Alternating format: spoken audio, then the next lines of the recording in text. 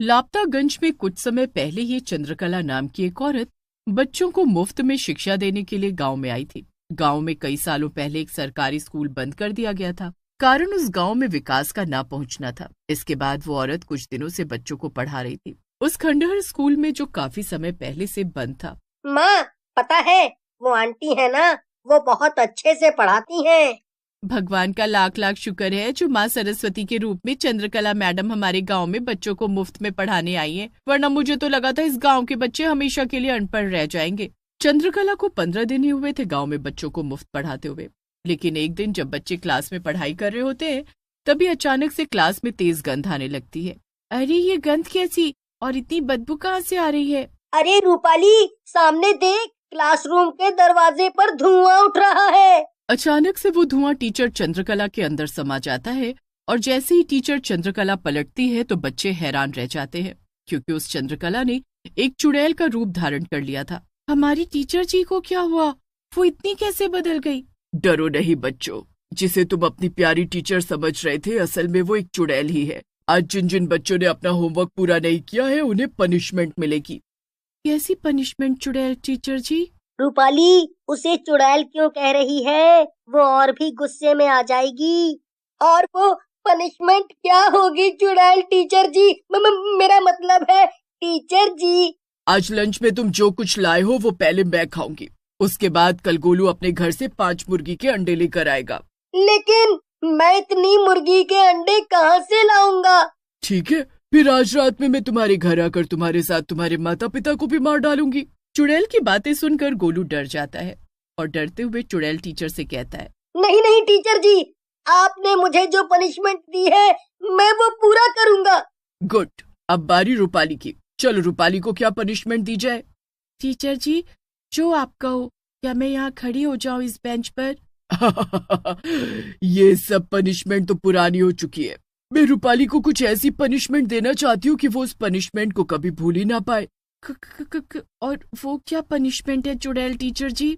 मैंने सुना है तुम्हारे पिताजी मुर्गियाँ बेचते और खरीदते हैं। चलो अच्छा है, मेरा खाना तो अब हर रोज तुम ला कर दोगी। मुझे हर रोज तुमसे 1 मुर्गी चाहिए। अगर तुमने मुझे रोज मुर्गियाँ लाकर नहीं दी तो मैं तुम्हारे पूरे परिवार, दादा दादी, मम्मी पापा और तुम्हें एक मुर्गी बना दूंगी।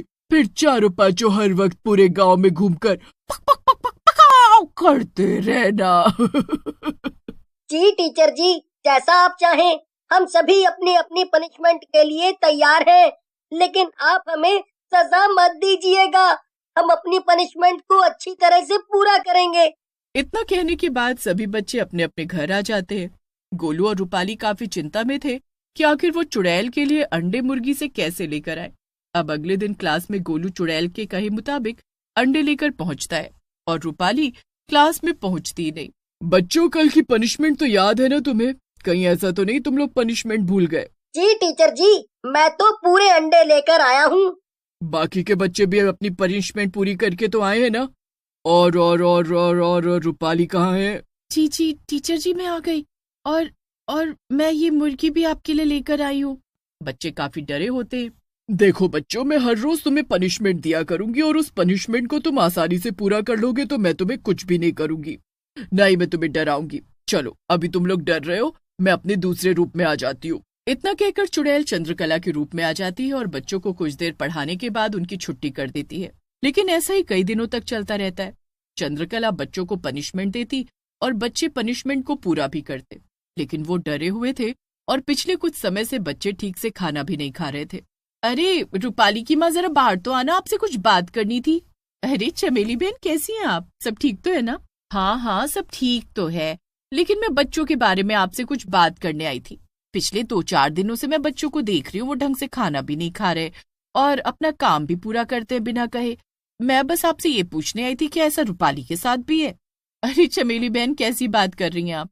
रूपाली तो ढंग से खाना ही नहीं खा रही है और रात को डर कर उठ जाती है, पूछने पर रोने लगती है और मुझे गले लगा लेती है। मुझे तो कुछ, कहीं बच्चों को टीचर ने मारा तो नहीं? मैंने इस बारे में रूपाली से बात की थी, लेकिन उसने कहा कि उसे पढ़ाई का कोई प्रेशर नहीं है और ना ही उसे टीचर ने कुछ कहा है। हो सकता है बच्चों पर कोई ऊपरी बाधा हो। बच्चे ही हैं, किसी ऐसी वैसी चीज पर पैर रख दिया होगा। हम कल ही बच्चों को अपने गांव से बाहर तांत्रिक बाबा के पास लेकर चलेंगे जो झाड़ फूक करते हैं। हाँ हाँ, तुम बिल्कुल ठीक कह रही हो चमेली बहन, हम ऐसे ही करेंगे। इतना कहने के बाद चमेली अपने घर आ जाती है और गोलू को खाना खिलाकर सुला देती है। अगले दिन भी बच्चे स्कूल जाते हैं और उस चुड़ैल की डिमांड पूरी करते हैं। हर दिन चुड़ैल बच्चों के काम से कोई न कोई गलती निकाल कर उन्हें पनिशमेंट देती और पनिशमेंट के बदले वो बच्चों से खाने पीने की चीज मंगवाती और उनके ही घर में चोरी करवाती। ऐसा ही काफी समय से चल रहा था। लेकिन चंदा और चमेली छुट्टी वाले दिन अपने बच्चों को लेकर तांत्रिक बाबा के पास पहुंचते हैं। बैठो बहन, मुझे पता है तुम दोनों यहाँ क्यों आए हो और ये मासूम से बच्चे क्यों डरे हुए हैं। अलख, निरंजन, मैं सब जानता हूँ। लेकिन हमने तो अभी तक आपको कुछ बताया भी नहीं बाबा। बाबा पर शक ना कर बच्ची, बाबा जो बोल दे वही बात होती है सच्ची। बाबा, अब आपको सब कुछ पता ही है तो बताइए ना, हमारे बच्चे इतने डरे और घबराए हुए क्यों हैं? हमारे ही नहीं बल्कि गांव में और भी बच्चे हैं, वो भी काफी दिनों से डरे और सहमे हुए हैं। वो कुछ बता भी नहीं रहे कि उनके साथ आखिर हुआ क्या है। अपनी अपनी माँ की बात सुनकर रूपाली और गोलू अपनी अपनी माँ को कसकर पकड़ लेते हैं। तभी तांत्रिक हवन में लाल सिंदूर डालता है और अपनी आंखें बंद करके मंत्र पढ़ने लगता है। और कुछ देर बाद जब वो आंखें खोलता है तो जोर से चिल्ला उठता है, अनर्थ, अनर्थ हुआ है। जिस औरत को आप सभी ने गांव में पनाह दी है, वो औरत ही डायन है, चुड़ैल है, वो एक बुरी शक्ति है। मैं कुछ समझी नहीं बाबा, आप कहना क्या चाहते हैं? जो औरत कुछ समय पहले बच्चों को मुफ्त में शिक्षा देने आई है, दरअसल वो औरत कोई साधारण औरत नहीं बल्कि एक चुड़ैल है, चुड़ैल। और वो पिछले कई दिनों से बच्चों को पनिशमेंट दे रही है और बच्चे अपने परिवार को ना खो दें इस वजह से उस सजा को पूरा भी कर रहे हैं। इसका पता तो तभी चल पाएगा जब उस चुड़ैल को मैं वश में करूंगा। चमेली और चंदा अब घर आ जाते हैं। अगले दिन वो अपने बच्चों को तैयार करके स्कूल भेज देते हैं और कुछ ही देर बाद वो दबे पांव उस खंडहर स्कूल में पहुंचते हैं। आज का अंडा कुछ ज्यादा ही स्वादिष्ट है गोलू, और रूपाली तुम्हारी मुर्गी तो मैं पका कर खाऊंगी। चुड़ैल टीचर जी, ये कब तक चलता रहेगा? कल तो मेरी मम्मी ने मुझ पर अंडा चोरी का इल्जाम लगा दिया था। अगर मेरे पापा ने मुझे बचाया ना होता तो मेरी माँ मुझे मारते मारते मार ही डालती। अरे बुद्धू, अगर अपनी टीचर के लिए जान देनी पड़े तो इसमें हर्ज ही क्या है? और मेरी मम्मी भी मुझ पर शक करने लगी है। मुझे तो अब मुर्गियाँ लाते हुए भी डर लगता है। ऐसी नादानियों वाली बातें अगर तुम दोनों ने आइंदा की तो पता है ना मैं क्या करूंगी। अभी जो काम दिया है वो पूरा करो। अपने माँ बाप को भी तो तुम्हें दिखाना है ना कि आज तुम लोग क्या क्या पढ़ लिख कर आए हो। इतना कहकर चुड़ैल खाने पीने में व्यस्त हो जाती है और बच्चे डरते डरते पढ़ रहे होते हैं। और दूसरी तरफ खिड़की से चंदा और चमेली सारा नजारा अपनी आंखों से देखकर सहम जाती है और देर शाम सारी बातें तांत्रिक को बता देती हैं।